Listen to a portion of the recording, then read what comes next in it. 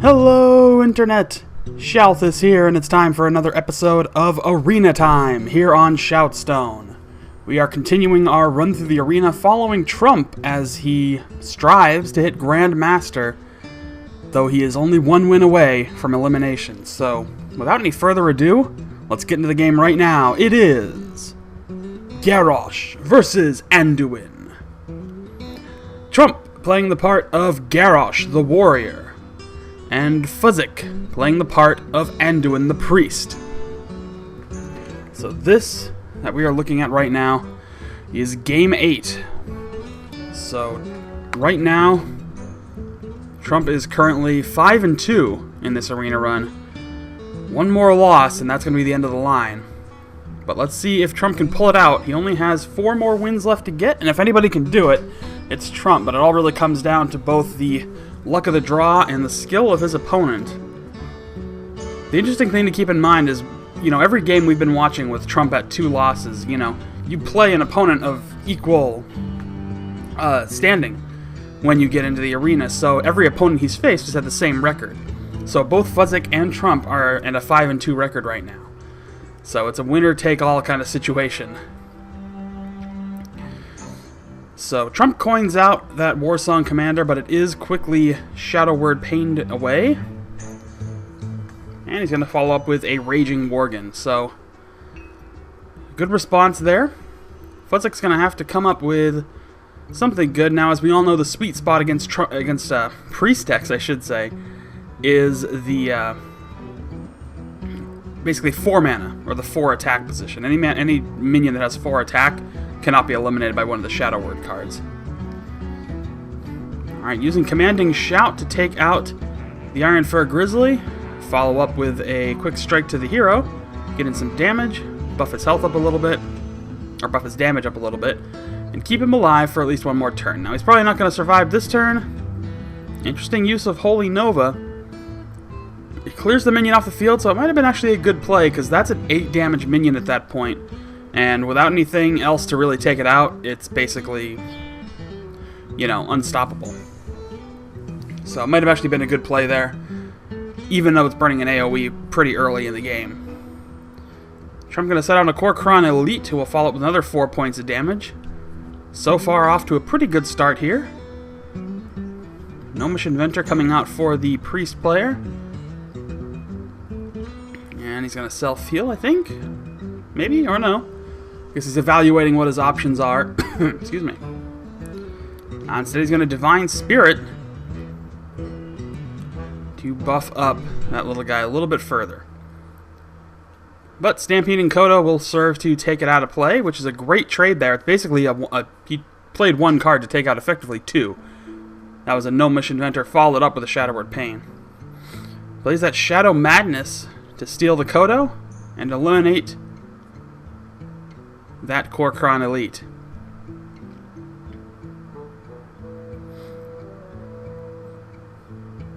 So, now we are looking at some pretty good control play here. Self-heal there by the Priest player. And the Kodo goes back.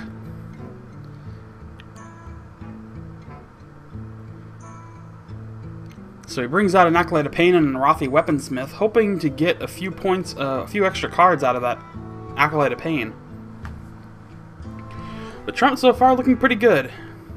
Stampeding Kodo will get rid of that Acolyte of Pain, but because it didn't actually inflict damage, it doesn't trigger any card draws. And he does play that Acidic Slime to get rid of the weapon, as well as buff it up a bit in health. So some pretty good responses coming from the Priest player here. Trump is going to have to make some calculated responses in order to shut this person down. So we're going to have to see how he wants to respond. He's got a few choices here. I mean, he's up to the 8 drop at this point. He is still sitting on that Venture Company Mercenary, which is a pretty powerful minion to get out there. But he might want to spend it on some of the other minions that he has. Lots of decisions to make, because he's also going to want to try to keep the field clear. You know, it's getting to the point where he doesn't have a sizable enough advantage to play it too risky. And it's hard to say exactly what else his opponent may be sitting on.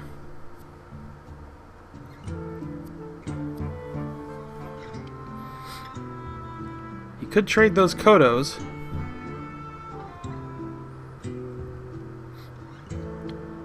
And he's instead going to play Battle Rage first, then trade the Kodo, and deal a few points of damage. So he's buffing up that minion very nicely.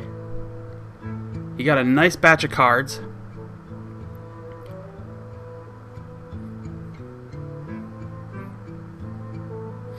Oh, and a key mind control there. Mind control always coming out when you least want it. Alright, so Trump is going to have to find a good way to respond. He's going to basically have to shut down that minion that he spent all that time buffing up. Core Crown Elite, Violet Teacher, and an upgrade, so that's going to trigger a 1 spawn from that, and it'll give him a weapon, which he's going to use to keep the field clear. So Trump's still in a pretty good position here. It is still not completely in his favor, but he's definitely in the dominant spot right now. He's got the card advantage. He has the minion advantage. Alright, gets rid of that Violet Teacher with Shadow Word Pain. Tarn Warrior going to come out and prove things to be difficult. Spiteful Smith will not be able to buff up much, but we're going to have to see now exactly how Trump responds to this, because all he's sitting on is a 1/1 minion, which will not do very good. He's got Cleave, which can do a little bit of damage, but it won't clear anything. Instead, he's going to attack in, use Cleave to clear the field. Smart move there to avoid the Enrage. Freezes the Smith, gets that Frost Elemental out, and armors up yet again. So, he made a good response there. You know, that's one thing to always be aware of is play order. Like, you may know what you want to play, but playing it in the wrong order can really shut things down. Shadow Word Death, this guy's got a lot of Shadow Words in his hand, and he's making good use of them to keep the field clear. Now, it's hard. You know, if you know you're playing against a Priest player, or a Priest deck, then you can, you know, stack the deck with 4 cost or 4 attack minions and, you know, basically nullify anything like that. But in the arena, you never know what you're going to get, so you have to be very diverse with your choices.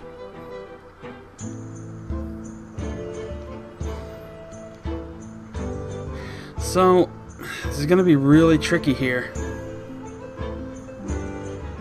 Gets that Stormwind Knight out, which can do a couple points of damage. And between the weapon and the... Well, he's going to actually play Inner Rage instead. And follow up the Venture Company Mercenary. So, does a pretty good job of trying to keep as many minions on the field as possible. And it's a smart move. You know, while it is safe to say that your minions are also a resource to be used to take out opponents, and trading minions should not be something that you're completely against, the more you have, the better. So he's going to mind control that Venture Company Mercenary, heal himself up. This is really looking good for the Priest player, just in the types of cards he's getting, to be perfectly honest. He's getting the exact cards that he needs at the right time. Everything's coming up exactly the way he wants. Trump is not... I mean, he's not really getting the type of options I think he needs here. At least nothing to really inflict some pain. He's going to drop that Abomination, it looks like. Probably going to Brewmaster... Yeah, he's going to Brewmaster the Stormwind Knight.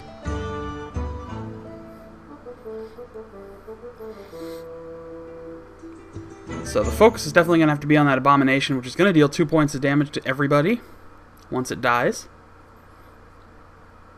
Which will get rid of the little Violet Mage there. Initiate, or whatever you want to call it. Token card, essentially.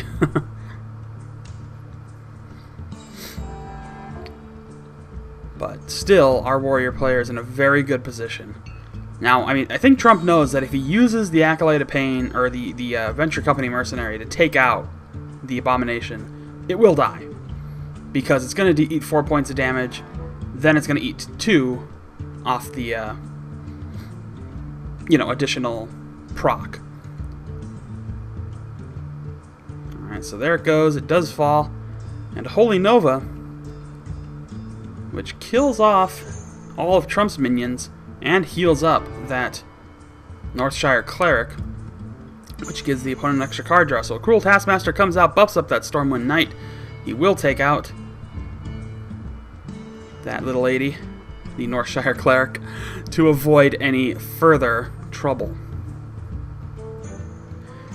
But Trump is now in a risky top draw position. Priest player getting a lot of high value minions. He's got Cleave, but I don't think it's going to help too much here. He can't take out the Stranglethorn Tiger. Between Cleave and the Cruel Taskmaster, he could take out the Booty Bay Bodyguard. But as far as health goes, this is basically an even game, and I would even put it slightly... I would put this game maybe slightly in the favor of the Priest player at this point. I mean, yeah, the minion count is the same, but they're definitely two much more powerful minions, so the scales are tipped in that regard. The card advantage is still slightly in Trump's favor, health advantage still slightly in Trump's favor, but I think those minions are a big deal. Alright, so he does play Cleave. He's going to play Inner Rage to try and... I think he's just going to try to burn the opponent down as hard as he can here. Physics says well played. Does the trade to take it out. Another Stranglethorn Tiger comes into play. Self-heal and a Lightwell.